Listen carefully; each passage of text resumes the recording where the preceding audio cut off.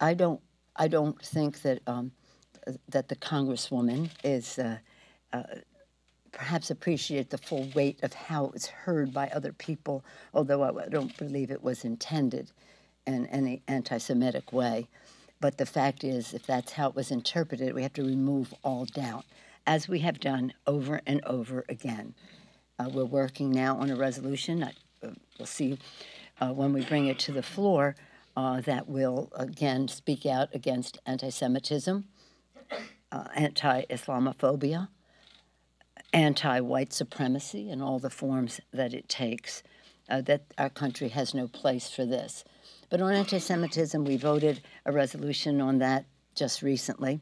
When I was a week and a half ago or so at the Munich conference and then in Brussels for the NATO meetings, at every meeting, at every level, at the highest levels, our delegation impressed upon our European allies the importance of fighting anti-Semitism in our countries. This is well before the Ilhan statement that emerged this weekend. But when it did, it was important for me to speak to the member first before we would proceed. She was in Africa.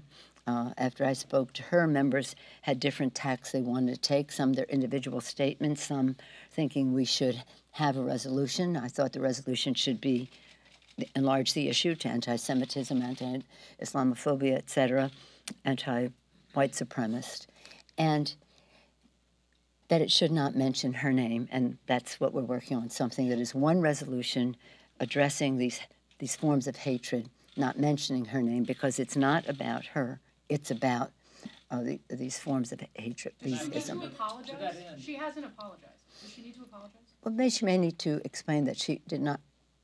It's up to her to explain, but I do not believe that she understood the full weight of the words. As I say, when you're an advocate out there, as I was, so I appreciate all the enthusiasm that comes into our Congress. I've told you that before. That was me pushing a stroller and carrying those signs. So I understand how advocates come in with their enthusiasms.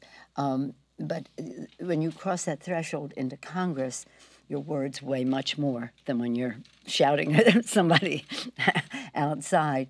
And I feel confident that her words were not based on any anti-Semitic attitude, but that she didn't have a full appreciation of how they landed on other people, where these words have a history and a cultural impact that may have been unknown to her.